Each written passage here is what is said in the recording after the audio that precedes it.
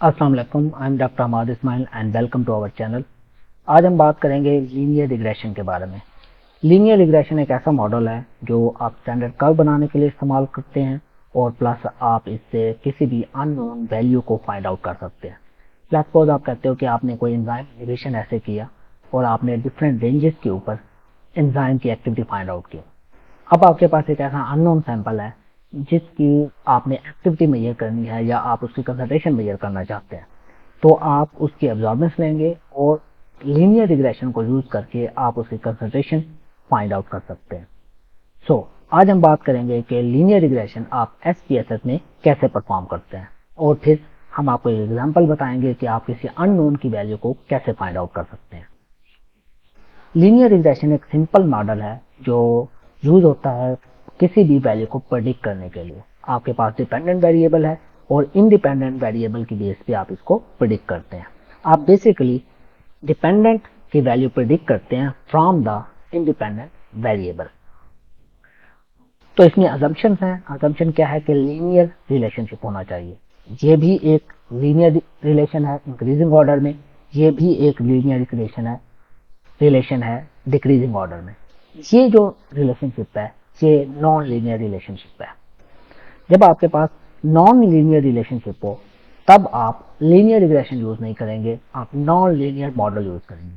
हम आने वाली वीडियोस में आपको वो भी बताएंगे कि अगर आपके पास इस किस्म का डाटा हो तो आप उसको कैसे यूटिलाइज कर सकते हैं। नेक्स्ट, आपके डाटा में कोई आउटलायर नहीं होना चाहिए। आउटलायर ऐसी वैल्यू होती है जो आपकी नॉर्मल वैल्यू से डेविएट करती है। लेट्स सपोज आपकी नॉर्मल वैल्यू 50 है, अगर वो वैल्यू आपकी कोई ऐसी आ गई है जो 200 के ऊपर है, 400 के ऊपर है, तो वो आपका आउटलायर है। ये वैल्यू ज्यादा भी हो सकती है और कम भी हो सकती है। अगर आपके डाटा में कोई आउटलायर आ जाए तो आप उसको रिमूव कर सकते हैं। सिंपली आउटलायर फाइंड आउट करने का ये तरीका है कि आप स्कैटर प्लॉट बना ले अपने डाटा का और उससे आपको पता चल जाएगा। ये जो वैल्यू दी हुई है या पीछे वाले जो ग्राफ आपको दिखाए गए हैं ये स्कैटर प्लॉट है। स्कैटर प्लॉट आपको होमोजेनिसिटी ऑफ डाटा, आउटलायर, इन सारी इंफॉर्मेशन के बारे में इंफॉर्मेशन देता है। देन अगर आपने स्कैटर प्लॉट बनाया और आपके पास जो डाटा आया वो नॉन लीनियर आया तो फिर आप उसको पॉलिनोमियल रिग्रेशन या अपने डाटा को ट्रांसफॉर्म करेंगे। आज की वीडियो का हमारा ये कंटेंट नहीं है। आज हम ये सपोज कर रहे हैं कि हमारा डाटा नॉर्मली डिस्ट्रीब्यूटेड है और लीनियर है, तो हम उसकी लीनियर रिग्रेशन करेंगे। आने वाले वीडियोस में हम आपको पॉलिनोमियल रिग्रेशन और ट्रांसफॉर्म डाटा के बारे में भी बताएंगे। ये एक लीनियर रिग्रेशन का मॉडल है y = bx + a। इसके डिफरेंट नेम यूज होते हैं। बेसिकली इसमें है क्या, b बेसिकली आप स्लोप है, ये स्लोप यहाँ पे दिखाई गई है। y आपका y एक्सिस है और x आपका x एक्सिस है, जबकि a आपके y एक्सिस के ऊपर क्या है, इंटरसेप्ट है। आपको अगर बाकी चीजें पता हो, मीन आपको b पता हो, आपको y पता हो और आपको a पता हो, तो आप x की वैल्यू फाइंड आउट कर सकते हैं। तो इसी मॉडल को यूज करके आप अननोन वैल्यू फाइंड आउट कर सकते हैं। हमारा आज के ट्यूटोरियल का मकसद यही है कि आपने लीनियर रिग्रेशन इक्वेशन ड्रॉ करनी है यूजिंग द गिवन डाटा। हम आपको बताएंगे कि ये आपकी इक्वेशन कैसे आएगी, इसकी वैल्यू कैसे होगी। तो आए हम आप एसपीएसएस पे चलते हैं और देखते हैं कि आप लीनियर रिग्रेशन इक्वेशन कैसे ड्रॉ कर सकते हैं और फिर उससे अननोन की वैल्यू को कैसे फाइंड आउट कर सकते हैं। जब आप एसपीएसएस को ओपन करेंगे आपके पास ये व्यू ओपन होगा। यहाँ पे हमने डाटा ऐड करना है। मेरे पास एक एक्सपेरिमेंट है कि मैंने डिफरेंट कंसंट्रेशन पे अब्जॉर्बेंस ली हुई है अस्कॉर्बिक एसिड की और मैं इसकी लीनियर रिग्रेशन या स्टैंडर्ड कर्व ड्रॉ करना चाहता हूँ। ये कंसंट्रेशन हैं डिक्रीजिंग ऑर्डर में और स्पेक्ट्रोफोटोमीटर की उनकी एब्जॉर्बेंस है। तो मैं इस डाटा को लेके जाता हूँ, यहाँ से कॉपी करता हूँ। तो दो वेरिएबल हैं, एक कंसंट्रेशन है और एक अब्जॉर्बेंस है। तो मैं इन वैल्यूज को यहाँ पे डालता हूँ, ये दो वैल्यू आ गए। अब इन वैल्यू को मैं नेम देता हूँ। पहला वेरिएबल मेरे पास नेम होगा, यहाँ पे आपने इसको वेरिएबल व्यू में जाना है और यहाँ पे आप लिखना है कंसंट्रेशन। और दूसरा मेरे पास एस्कॉर्बिक एसिड है और उसकी एब्जॉर्बेंस है, तो मैं ACS BCS लिख देता हूँ। यहाँ पे मेरी जो वैल्यूज हैं ये डेसिमल में है, तो मैंने यहाँ पे 2 डेसिमल पॉइंट इनके रखे हुए हैं। देन आपने मेजर करना है आप इनको स्केल दे सकते हैं। लेट्स सपोज मेरी कंसंट्रेशन है डिक्रीजिंग ऑर्डर में, तो एक ऑर्डर है तो मैं इसको ऑर्डर भी दे सकता हूँ, मैं इसको ऑर्डर दे देता हूँ, या स्केल के भी मेरे पास ये 6 से लेकर 100 तक है तो मैं इसको स्केल दे देता हूँ।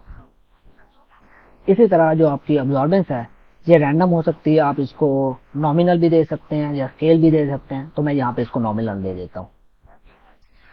अब हमारे पास हमने लीनियर रिग्रेशन ड्रॉ करनी है। इसके एनालिसिस में हमने यहाँ रिग्रेशन में जाना है और यहाँ से हमने लीनियर में जाना है। लीनियर में हमारे पास दो चीजें हैं, एक हमारे पास डिपेंडेंट वेरिएबल है और एक इंडिपेंडेंट वेरिएबल है। जब आप ओपन करेंगे बाय डिफॉल्ट ऐसा होगा, जो हमारी कंसंट्रेशन है वो हमारी इंडिपेंडेंट वेरिएबल है क्योंकि हमने अपनी मर्जी से उसको चूज किया है, तो आपने उसको यहाँ पे ऐड करना है। और जबकि स्कॉर्बिक एसिड की जो अब्जॉर्बेंस है वो डिपेंडेंट है क्योंकि जितनी कंसंट्रेशन होगी उतनी आएगी, इसको आपने डिपेंडेंट में रखना है। यहाँ से स्टैटिस्टिक में आपने मॉडल फिट चूज करना है, एस्टिमेट चूज करना है और कॉन्फिडेंस इंटरवल चूज करना है और कंटिन्यू पे क्लिक करना है। प्लॉट में अगर आपको हिस्टोग्राम चाहिए तो आप ऐड कर लें, नहीं चाहिए तो नहीं ऐड करें, हमारा अभी यहाँ पे कंसर्न नहीं है, मैं इसको ऐड नहीं करता। बाकी ऑप्शन यहाँ से सेव में से आपने कुछ नहीं चूज करना। ऑप्शंस में ये प्रोबेबिलिटी भी होना चाहिए और ये फ्लोट केसेस लिस्ट वाइज होना चाहिए। कंटिन्यू पे क्लिक करें, बाकी डिफॉल्ट सेटिंग पे रख के ओके पे क्लिक कर दें। जब आप इसको ओके पे क्लिक करेंगे तो ये आपके पास रिजल्ट जनरेट हुए। पहला आपका वेरिएबल है जिसमें वो कंसंट्रेशन बता रहा है, दूसरा आपके पास मॉडल समरी है। ये बेसिकली कोरिलेशन के रिजल्ट है। हमने अपनी पिछली वीडियो में कोरिलेशन के बारे में डिटेल से बताया था। यहाँ पे 0.9 आ रहा है, प्लस में है, इसका मतलब है स्ट्रॉन्ग कोरिलेशन है इनका। देन आपके पास अनोवा टेबल है। सबसे पहले आपने ये देखना है, इस अनोवा टेबल में ये जो आपके रिग्रेशन की वैल्यू है ये 0.001 से कम है। इसका ये मतलब है आपके रिजल्ट हाईली सिग्निफिकेंट है। ये वैल्यू जब 0.05 से कम होती है इसका मतलब है रिजल्ट आपका सिग्निफिकेंट है, विच मीन आपका मॉडल ठीक रन हुआ है। आपका नल हाइपोथेसिस जो ये कहता है कि इनमें कोई एसोसिएशन नहीं है वो रिजेक्ट हो जाता है और अल्टरनेटिव हाइपोथेसिस एक्सेप्ट हो जाता है, विच मीन हमारा मॉडल ठीक है। यहां से आपने ये बताना है और ये वैल्यू भी हम अपने रिजल्ट में कोट करते हैं। जो मेजर टेबल यहाँ पे हमारा लीनियर रिग्रेशन का है वो ये कोफिशिएंट का टेबल है। इसके अंदर मल्टीपल चीजें, पहले इनको एक्सप्लेन कर लेते हैं। ये आपके पास बी वैल्यू है, इस बी वैल्यू को मैं आगे चल के एक्सप्लेन करता हूँ। स्टैंडर्ड एरर है, फिर ये बीटा वैल्यू है इसकी, ये आपको रिग्रेशन बता रहा है। ये बेसिकली ये वही आर वैल्यू है जहाँ यह ऊपर शो हो रही थी, अब ये यहीं पे शो हो रही है। ये टी टेस्ट के रिजल्ट हैं, ये उसकी सिग्निफिकेंस है और ये 95% कॉन्फिडेंस इंटरवल है, विच मीन कि ये जो वैल्यू 0.8 उसने कैलकुलेट की है ये लोअर और अपर बाउंड पे 0.6 से लेकर 1.1 तक जा सकती है। कुछ लोग या रिव्यूवर या जर्नल वाले मांगते हैं कि भी आप CI जिसको कॉन्फिडेंस इंटरवल CI जिसको बोलते हैं रिपोर्ट करें, तो आपने ये रिपोर्ट करनी।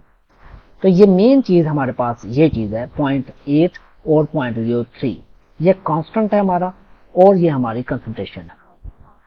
सो बेसिकली जो कांस्टेंट है, ये जो हमारी लीनियर रिग्रेशन का ए होता है ये वो होता है, और ये जो 0.03 जो कंसंट्रेशन यहाँ नीचे आ रही होती है ये हमारी इक्वेशन का स्लोप है। तो आए हम देखते हैं कि इसको लीनियर रिग्रेशन इक्वेशन में कन्वर्ट कैसे करेंगे।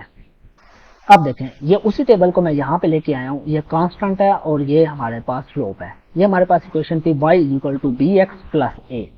अब यहाँ पे y आ गया और b की जगह हमने ये वैल्यू 0.30 पुट कर दिया और रहेगा, और कांस्टेंट की जगह जो a था हमारा 0.892 यहाँ पे ये पुट कर दिया।